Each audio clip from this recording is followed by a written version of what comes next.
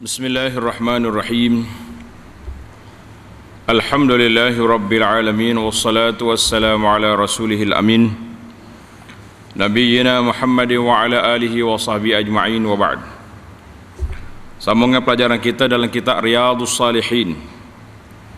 Riyadhus Salihin, kita sudah masuk dalam bab yang ke-372, babu bayani ma a'addallahu lil mu'minina fil jannah. Bab yang mengumpulkan ayat Al-Quran dan hadis-hadis Nabi sallallahu alaihi wasallam mengenai perkara benda yang disediakan oleh Allah Azza wa Jalla kepada orang-orang mukmin di dalam syurga. Jadi alhamdulillah, dalam siri yang lepas kita telah baca beberapa ayat dan penjelasan daripada ulama tafsir tentang sifat-sifat ahli syurga. Sambungan pada kali ini bermula daripada hadis yang pertama dalam bab ini. Hadis ini dari nombor turutan dia 1880. Nombor turutan dia 1880. Wa an Jabirin radhiyallahu anhu qala Rasulullah sallallahu alaihi wasallam, ya'kulu ahlul jannati fiha wa yashrabun wa la yataghawwatun wa la yamtakhitun wa la yabulun walakin ta'amuhum zaka jusha'un karashhil miski yulhamuna at-tasbih wa at-takbir kama yulhamuna an-nafas. Rawahu Muslim. Dengar baik-baik terjemahan dia ni, cukup indah. Janji Allah SWT cukup besar. Kalau kita tak nak dengar lagi kat, rugi besar lah kita ni. Atas dunia ni hak Tuhan janji pun tak nak dengar. Tak, sama ada tak mari kuliah atau mari tak mau tunggu, pun letih dah kita. Jadi kita mengharapkan Allah SWT beri rezeki ni kepada kita, insya-Allah. Maksudnya daripada Jabir bin Abdullah, katanya Rasulullah sallallahu alaihi wasallam bersabda, di dalam syurga ahli-ahli syurga makan dan minum.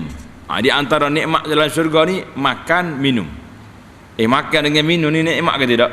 Oh, nikmat besar kita. Ada orang yang sanggup ke sana kemari kerana nak makan.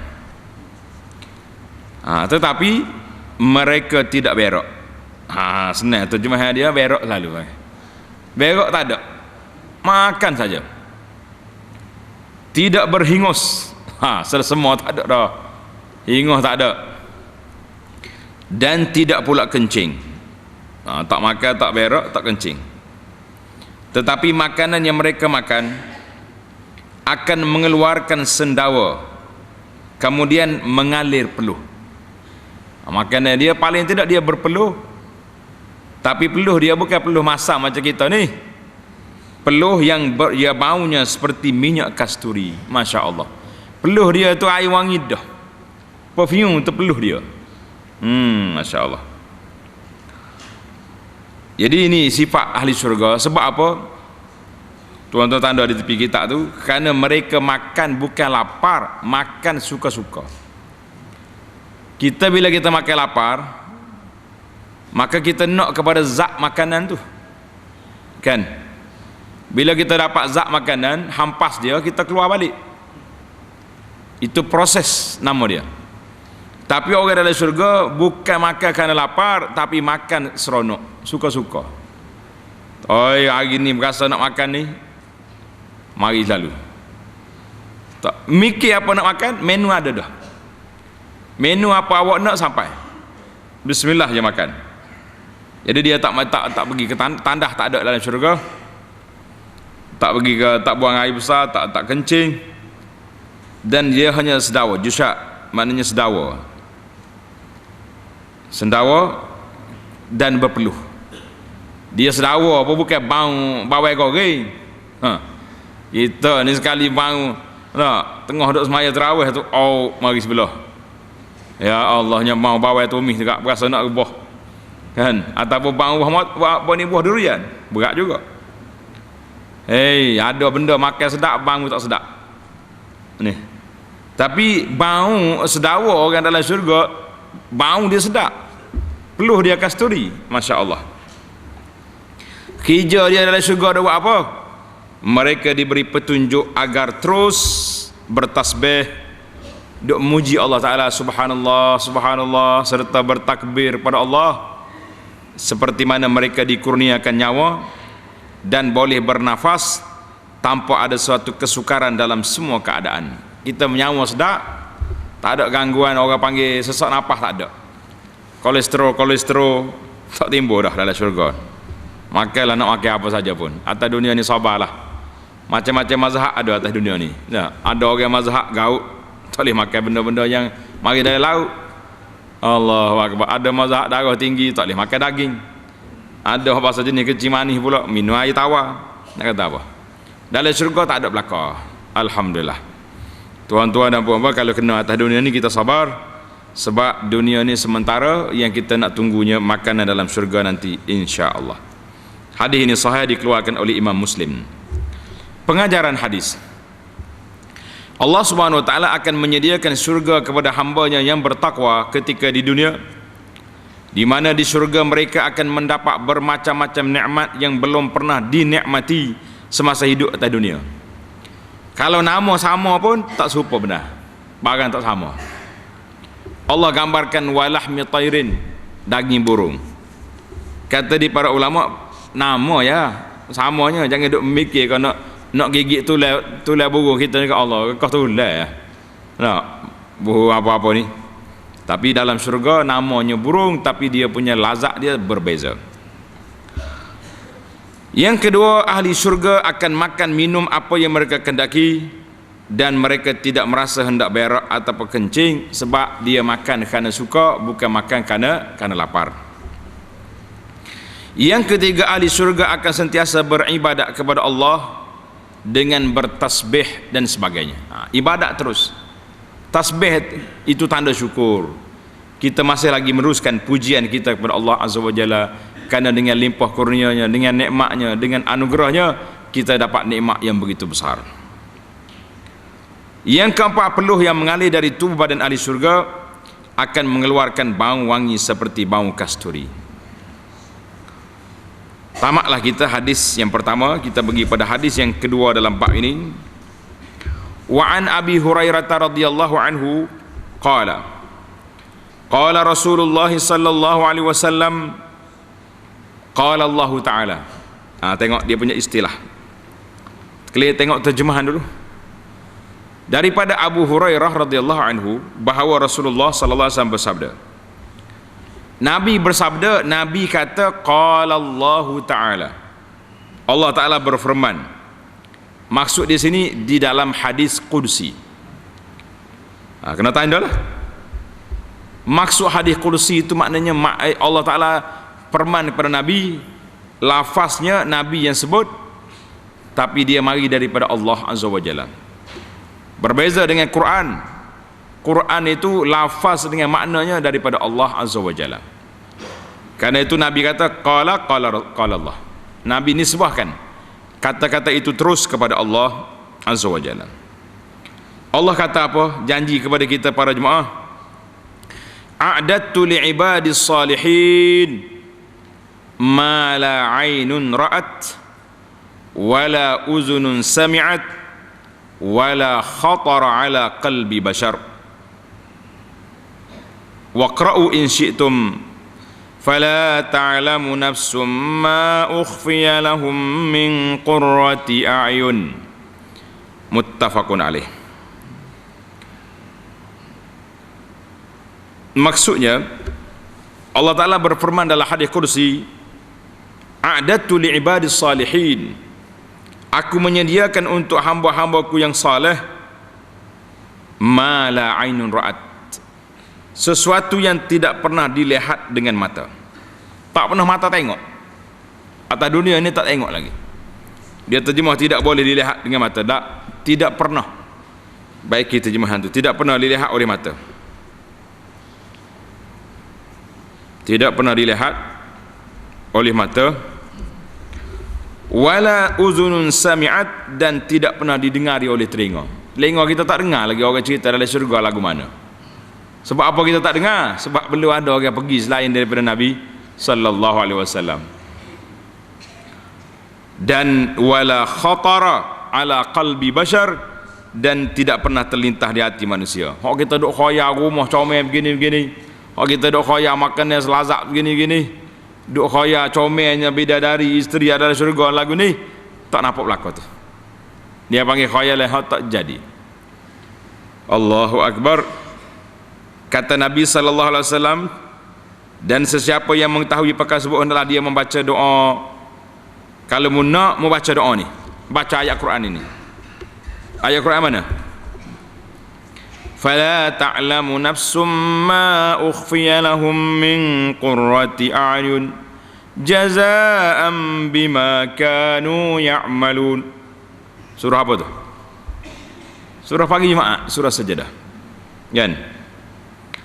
Tidak ada seorang pun yang dapat mengetahui pahala yang disembunyikan untuk mereka yang berupa apa yang menyenangkan mata memandang. Tuhan kata, nikmat yang aku nak bagi kamu tu, kamu tak tahu. Ma ukhfiya lahum min qurrati ayun. Kita bukan nak tanya Tuhan banyak mana nikmat, kitanya laksanakan apa yang dianjurkan oleh Allah Azza wa Jalla.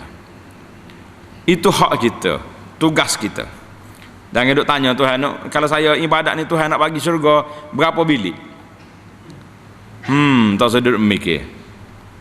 Berapa besar? Warna apa? Tu orang tak cerdik tanya lagi tu. Yang kita nak buat persiapan lagi ni, bagaimana kita nak sampai ke syurga? Surah As-Sajdah ayat 17. Hadis ini muttafaqun alaih, dikeluarkan oleh Bukhari dan Muslim. Pengajaran hadis, Allah Subhanahu wa taala akan menyediakan berbagai-bagai nikmat di syurga bagi hamba-hambanya yang bertakwa ketika di dunia. Syarat dianya atas dunia dulu kita takut pada Tuhan, kita bertakwa, maka Allah sediakan di dalam syurga nikmat yang begitu besar. Yang kedua, segala pahala yang diberi oleh Allah kepada mana-mana hambanya tidak akan diketahui oleh orang lain. Ini bergantung kepada kehendak Allah dan penentuannya. Ini orang tak tahu, atas dunia ni tak tahu, kita sendiri pun tak tahu. Allah saja yang tahu dia nak bagi banyak mana. Kitanya minta, beramal, berusaha. Yang ketiga, ahli syurga tidak akan merasa kesusahan dalam syurga. Mereka akan mendapat apa yang mereka kendaki tanpa menunggu-nunggu dan meminta-minta. Tak payah tunggu. Ni kita ni kadang-kadang pergi di restoran nak makan, tunggu, lama ada tunggu. Biasanya orang tunggu ni lebih kurang setengah jam, 20 minit. Waktu anak pergi ke Mesir baru ni, pelajar-pelajar lama Mesir kata, orang-orang yang ngaji di Mesir tahun 80-an, 70-an, geng-geng yang lama-lama ni, ada satu kedai nama dia Abu Jasir. Abu Jasir ni kedai dia duduk di Medan Gesh, Medan Jais, tapi orang Arab Mesir dia panggil Medan Gesh. Kita pergi lah malam tu, lepas hari kita tu pergi. Rupanya Abu Jasir ni tua sungguh lah, dia punya kedai lah, klasik sungguh. Bila kita sapa tu baru dia timbal daging, nak berapa kilo? Timbal daging. Lepas dia timbal, dia kerak daging, dia perak dulu. Lepas tu dia panah dia punya dapur peniaga dia tu. Lebih-lebih kurang tunggu saja nak boleh ke makan hampir 2 jam. Kata bala dah letih jalan ni. Duk pusing kau kedai buku ni tak mau dah. Tunggu pula nak makan Abu Jasir 2 jam tunggu. Tengok. Dalam syurga kata apa? Tanpa menunggu-nunggu, tak payah minta. Lak mari nak daging bakar ke BBQ, bismillah, ada lalu depan. Atas dunia ni 2 jam. Allahu Akbar. Ini Allah Taala Maha Kaya kata makan ni bukan satu benda yang senang. Susah. Kita hak juru makan ni sedap lah. Aja tanya hak ibu hak duduk kat dapur. Berapa lama dia duduk di dapur? Nak boleh kau bagi makan kepada awak tu? Alah, pasal itulah kita sedih tengok. Ni ada orang perempuan duduk mengadu ni. Dia kata, saya ni ustaz, kalau lambat sikit masak nasi, kerja kaki, supoh maki depan keluarga, depan anak beranak. Basah betak. Nyabui. Terkanyak orang perempuan. Jadi kalau kita, iyalah, nak kata kau perangai manusia. Kita kata gini lah, awak tunggu dalam syurga lah, petik nok tu mari lalu lah. Tak ada atas surat apa ni, tak ada tulis menu lagi. Ni tempat kita ni tak ada. Duduk-duduk mari tanya nak minum air. Kata bukan nak minum air, kita nak makan. Air ke dia apa tak apa. Allah, macam-macam. Di atas dunia enggak susah belaka. Ini hak Tuhan sedia dalam syurga. Nak makan apa, mari belaka. Alhamdulillah. Hadis yang ketiga dalam perbincangan kita ni, wa anhu ay an Abi Hurairah. Qala Rasulullah sallallahu alaihi wasallam, awwalu zumratin yadkhulunal jannata ala suratil qamari lailatal badri, thumma allazina yalunahum ala ashaddi kawkabid durriyin fi samai idha'atan wala yabulun wala yataghawwatun wala yatfulun wala yamtakhitun amsyatuhumuz zahab wa rashuhumul misk wa majamiruhum uluwah yani udut tib azwajuhumul hurul 'ain ala khalqi rajulin wahidin ala surati abihim Adam sittuna zira'an fis sama' muttafaqun alaih. Allah, dengar ni, kita kata kita lalulah orang panggil tafaul, ambil tafaul baik bahawa Allah Ta'ala sediakan untuk kita. Muttafaqun alaih. Daripada Abu Hurairah radhiyallahu anhu katanya Rasulullah sallallahu alaihi wasallam bersabda, kumpulan yang mula-mula masuk ke syurga seperti rupa bulan purnama. Comel, cerah molek. Kemudian diikuti dengan gulungan seperti bintang di langit yang terang bercahaya. Mereka tidak mengeluarkan najis, tak berak seperti kencing atau berak. Dia ulang balik sini, puak-puak ni tak ada lah, tandah-tandah tak ada dalam syurga. Mereka juga tidak pernah berludah. Hidup main air dia, tak ada dah. Dan tidak mengeluarkan hingus. Kita atas dunia ni comel setara mana? Ratu cantik ke ratu ke apa ke? Petepek, tarik mata dengan hingus tak? Alam syurga tak ada. Sikat rambutnya dari emas. Dengar ni, dengar makcik ni. Kalau ada orang mari tipu, kalau makcik bagi suami nikah seorang lagi boleh payung Siti Fatimah, payung emas. Kata tak sahur payung ni. Sikat rambut emas.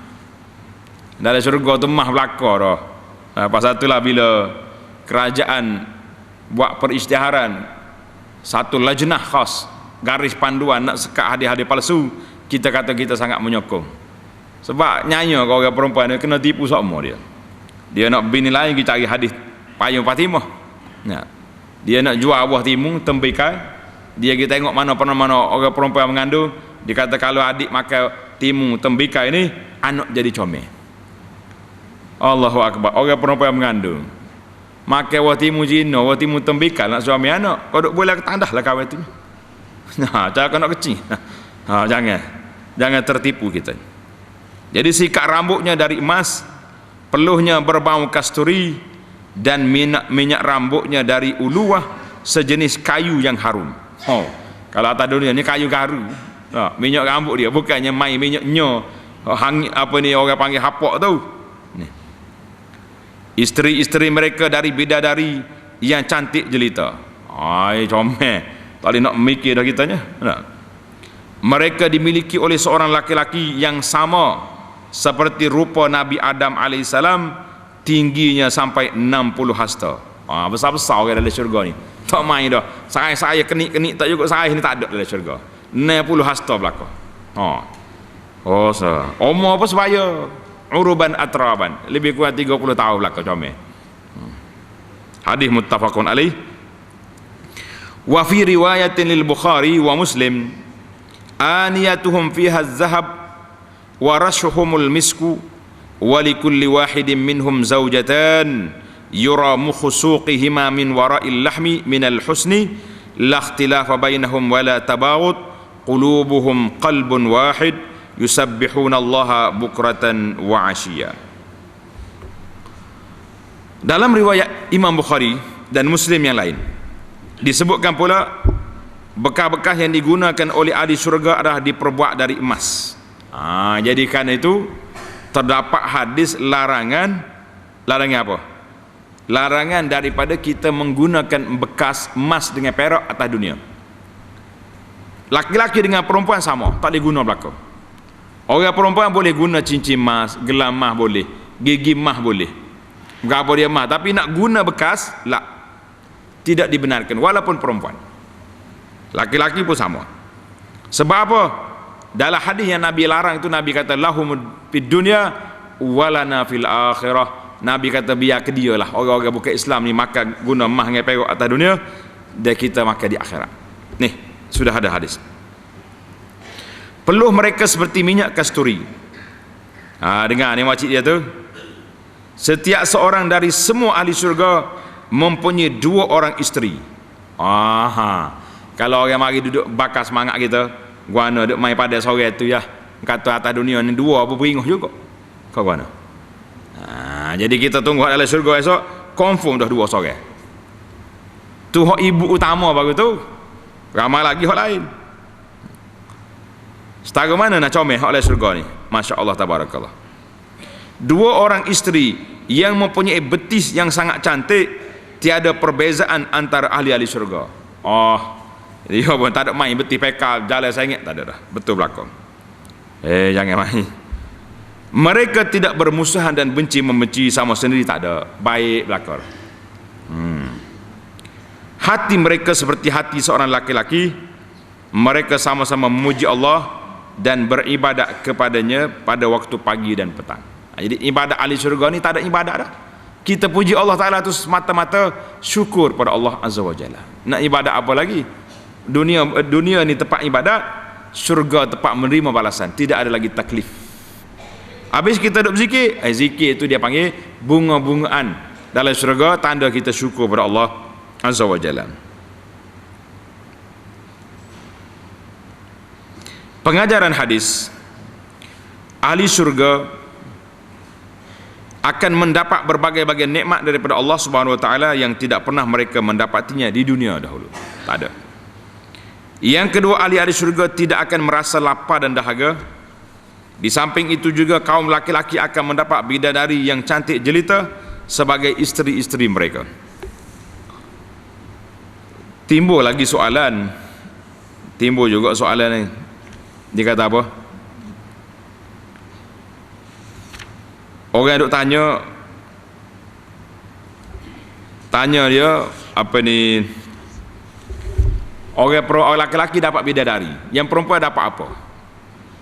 Tu simbol soalan. Lagu nak jawab? Laki-laki dapat bidadari, yang perempuan dapat apa? Kita kata bukan kerja kita lah duduk main, duduk nak wik orang tu wik orang ni. Yang pentingnya Allah SWT sediakan. Orang perempuan ada bahagia dia masing-masing. Ada suami dia yang dia akan dapat sebagaimana yang telah disediakan oleh Allah Azza wa Jalla. Kalau atas dunia dia ada suami, dia akan balik kepada suami dia asal. Kalau dia tak kahwin terus, ada orang ni Masya Allah, dia tak nikah, tak ada suami terus daripada muda sampai ke mati. Maka Allah Ta'ala sediakan nikmat untuk dia sebagaimana yang Allah Ta'ala tahu bagaimana nak sediakan. Hadis yang ke berapa ni? Yang keempat. Hadis yang keempat dalam bab ini. Tulis hadis yang keempat. Kitab kita ni tinggal satu muka surat. Pasal tu cari hadis keempat tak jumpa. Betul tak? Ada 113 tak ada, tak apa. Kita baca hadis. Hadis yang keempat dalam kitab kita ni, wa anil Mughirah bin Syu'bah an Rasulillah sallallahu alaihi wasallam qala sa'ala Musa rabbahu. Daripada Al-Mughirah bin Syu'bah, daripada Nabi sallallahu alaihi wasallam, Nabi kita bersabda, sa'ala Musa rabbahu, Nabi Musa pernah bertanya Allah Azza wa Jalla, ma adna ahlil jannati manzilatan, ma adna ahlil jannati manzilatan, siapa ke orang yang paling rendah darjatnya dari kalangan ahli syurga. Tengok, kalau boleh tulis kat atas kepala kita, tulis hadis nombor 1883 daripada Al-Mughirah bin Syu'bah, bahawa Nabi sallallahu alaihi wasallam bersabda, Nabi Musa pernah bertanya Allah Azza wa Jalla, siapakah di kalangan ahli syurga yang paling rendah darjat? Maka Allah Ta'ala jawab. Jawapan itu ada dalam kertas. Qala huwa rajulun yaji'u ba'dama udkhilal ahlul jannatil jannata. Iaitulah seorang laki-laki yang datang sesudah semua ahli syurga dimasuk dalam syurga. Orang-orang ahli syurga masuk dalam syurga belaka, baru dia mari. Fayuqalu lahu, dikatakan kepadanya, udkhilil jannah, pergi masuk dalam syurga, masuk. Fayaqul ay rabbi kaifa wa qad nazala an-nasu manazilahum wa akhazu akhazatihim.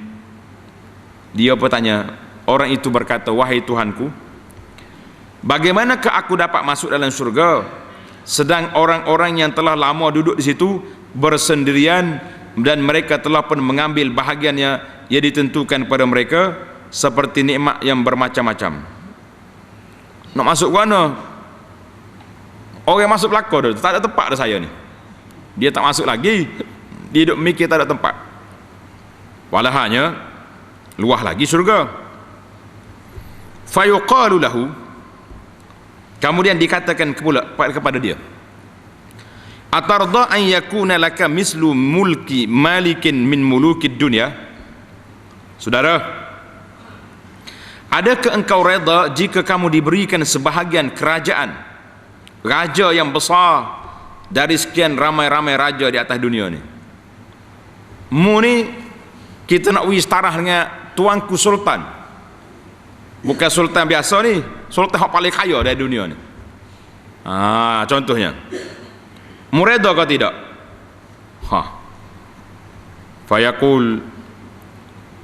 Fayaqul raditu rabb. Dia pun jawab, saya reda lah ya Rabbi. Boleh setara tuanku raja pada kita ni. Dengan kereta besar, dengan istana lagi. Fayuqalu lahu, fayaqulu, Allah Ta'ala berkata, laka zalika wa misluhu wa misluhu wa misluhu wa misluhu. Allah kata, engkau dapat memperoleh yang demikian itu dan lain-lain seperti itu 4 kali ulang. Untuk kali yang kelima, fayaqulu fil khamisati raditu rabb. Kali yang kelima dia pun jawab, saya redalah wahai tuanku. Cukup dah 4 kali ganda daripada hak raja atas dunia ni. Padahal kau nak berapa lagi kita ni? Tak masuk dalam syurga lagi, tu baru berani masuk dalam syurga. Hak raja atas dunia ni tak ada apa dah lah. Fayaqulu hadza laka wa 'ashratu amsalihi. Allah kata apa? Allah berfirman lagi, maksudnya inilah untukmu dan ada 10 kali gandaan lagi seperti ini. Allahu Akbar. Walaka mashtahat nafsuka wa lazat ainuka. Bagi kamu segala apa yang diinginkan oleh kamu dan apa yang mata kamu nak tengok boleh berlaku. Fayaqul raditu rabb. Dia kata, saya redalah kalau macam ni ya Rabbi. Qal rabbi fa'alahum manzilatan. Itu Nabi Musa tanya orang yang paling rendah darjat. Kemudian dia tanya pula, ya Rabbi, bagaimana pula dengan orang yang paling tinggi bagi ahli syurga, darjat tinggi lagu mana pula? Qala Allahu ulaika alladzina aradtu gharastu karamatahum biyadi wa khatamtu 'alaiha falam tara 'ainun wa lam tasma' uzun wa lam yakhtur 'ala qalbi bashar. Rawahu Muslim. Allah kata, mereka itu adalah orang-orang yang aku kehendaki.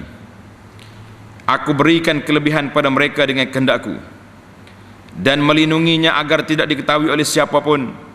Kerana itu tiada mata yang dapat melihat, tiada telinga yang pernah mendengar, dan tiada terlintas dalam hati seorang manusia pun Rawahu Muslim. Maknanya hak paling rendah sekalipun 10 kali double raja yang besar dari dunia, yang paling tinggi sekali, Allah kata dia akan dapat nikmat yang tak pernah mata tengok, tak pernah telinga dengar, tak pernah dikhayal oleh hati. Masya Allah.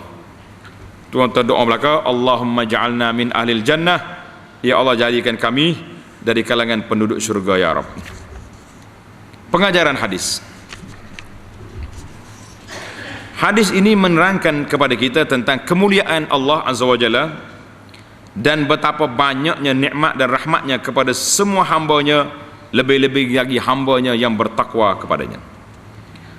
Yang kedua, orang yang beriman lagi bertakwa akan mendapat yang paling istimewa di syurga dan akan menikmati rahmat yang berganda-ganda dari apa yang didapati di dunia dahulu. Yang ketiga, syurga adalah tempat yang paling selamat yang tiada berkesudahan bagi umat Islam. Oleh itu hendaklah mereka berlomba-lomba mengerjakan amal kebajikan ketika di dunia ini. Hadis yang kelima, wa an ibni Mas'ud radhiyallahu anhu qala qala Rasulullah sallallahu alaihi wasallam inni la'alamu akhir ahli an-nar khurujan minha wa akhir ahli al-jannati dukhulan al-jannah rajulan yakhruju minan nari habwa fayaqulu Allah azza wa jalla lahu izhab fadkhulil jannah fayatiha fayukhayyalu ilaihi anha mal'a fayaqulu ya rabbi wajadtuha mal'a fayaqulu Allah azza wa jalla izhab fadkhulil jannah fayatiha fayukhayyalu ilaihi anha mal'a fayarji'u fayaqulu ya rabbi wajadtuha mal'a fayaqulu Allah azza wa jalla izhab fadkhulil jannah fa inna laka misla dunya wa ashrata amsalha aw inna laka misla ashrati amsalid dunya fayaqulu ataskharu bi aw tadhaku bi wa antal malik qal laqad ra'aitu Rasulullah sallallahu alaihi wasallam dhahik hatta badat nawazinuhu fakana yaqul dzalika adna ahlal jannati manzilatan muttafaqun alaih. Maksudnya daripada Ibnu Mas'ud radhiyallahu anhu katanya, Rasulullah sallallahu alaihi wasallam bersabda, sesungguhnya aku dapat mengetahui seorang ahli neraka yang terakhir sekali keluar daripada neraka. Ya Rabb, orang ni kita kena tengok balik dalam kitab akidah kita. Orang yang ada dalam hati dia sedikit daripada iman, maka dia akan masuk neraka dulu, wal'iyazubillah. Bila selesai semua dibakar hangus, dibakar, maka pada saat itu Allah perintahkan malaikat pergi cari orang-orang yang ada iman dalam hati dan neraka, maka ditarik keluar. Jadi orang ni, orang yang paling ahli neraka, yang paling terakhir sekali keluar dari neraka, dan dia juga orang golongan ahli syurga yang paling akhir masuk dalam syurga, iaitulah seorang laki-laki yang keluar dari neraka dengan merangkak. Masya Allah, nak berjalan tak larat dah, kena bakar hangus ni, dia keluar dengan ada merangkak. Jadi lalu Allah Azza wa Jalla berfirman kepadanya, Tuhan kata apa? Maksudnya, pergilah, jauhilah dari neraka, masuklah ke dalam syurga. Jauh, ni neraka panas ni, pergi syurga. Dia pun pergi dekat. Bila pergi dekat, dia orang itu mendatangi syurga dan ia nampak seolah-olah syurga telah penuh. Tengok ada orang milik belaka dah, ni sini ada tuan, sini ada tuan, nak hidup mana? Dia kembali semula bertemu Allah, kemudian dia berkata, ya Tuhanku, aku mendapati syurga itu penuh sesak. Dia gamak syurga ni macam ke pasar pagi bila penuh. Sore-sore duduk berapa ratus bilik besar. Allah berfirman lagi padanya, pergi dan masuklah ke dalam syurga. Lelaki tadi sekali lagi menghampiri syurga dan ia dapati syurga penuh sesak. Dia balik semula kepada Allah, ya Rabbi, penuh dah, tak boleh nak masuk. Allah Ta'ala berfirman kepada dia, sesungguhnya untuk kamu ada bahagian seperti seluah dunia, kemudian ditambah 10 kali ganda seperti itu lagi. Masya Allah. Siapa ni? Orang yang paling akhir masuk syurga, lebih daripada 10 kali ganda dunia. Masya Allah. Laki-laki tu rasa, dia kata apa? Atas kharubi, adakah Allah mengejek saya, mentertawakan saya, wa antal malik wa anta rabbul alamin, mu Tuhan main-main dengan hamba-Mu. Marah dia ke Tuhan, masya-Allah. Bukan marah itu dia terkejut. Kata orang trauma, kata teruja, tak nak kata apa ni, Tuhan main-main dengan saya. Ada lagi cerita dia ni dalam hadis lain. Mula-mula sekali dia keluar daripada neraka, duduk tengah-tengah. Dia pun, ya Rabbi, jauh sangat ni neraka ni, panas lagi ni, kalau nak dekat sikit dengan syurga boleh? Allah kata boleh, tapi dengan syarat lepas pada ni jangan minta apa-apa, sekali ni yang minta. Dia pindah hidup dekat sikit. Tak lama dia kata, ya Rabbi, kalau boleh dekat sikit lagi ya, boleh ambil wak-wak ekon syurga tak ada. Tuhan kata, mu tadi janji dah, tak mau minta pula. Tapi Tuhan bagi juga dia pun pindah dekat syurga. Tak lama dia minta pula, ya Rabbi, kalau boleh masuk dalam sikit ya, tepi pun tak apa dah masuk. Nah itu dia. Jadi akhir sekali dia masuk dalam syurga. Allah kata, mu bukan sekadar syurga, aku 10 kali ganda lagi. Dia kata, atas tahzi'u bi wa anta rabbul alamin, ya Rabbi, nak perling hamba-Mu ni sedangkan Mu ni Tuhan. Allah kata apa? Falaqad ra'aitu, kata di rawi hadis, falaqad ra'aitu Rasulullah sallallahu alaihi wasallam, aku tengok Nabi sallallahu ketawa sehingga nampak giginya. Nabi suka. Kemudian beliau bersabda, sebab apa?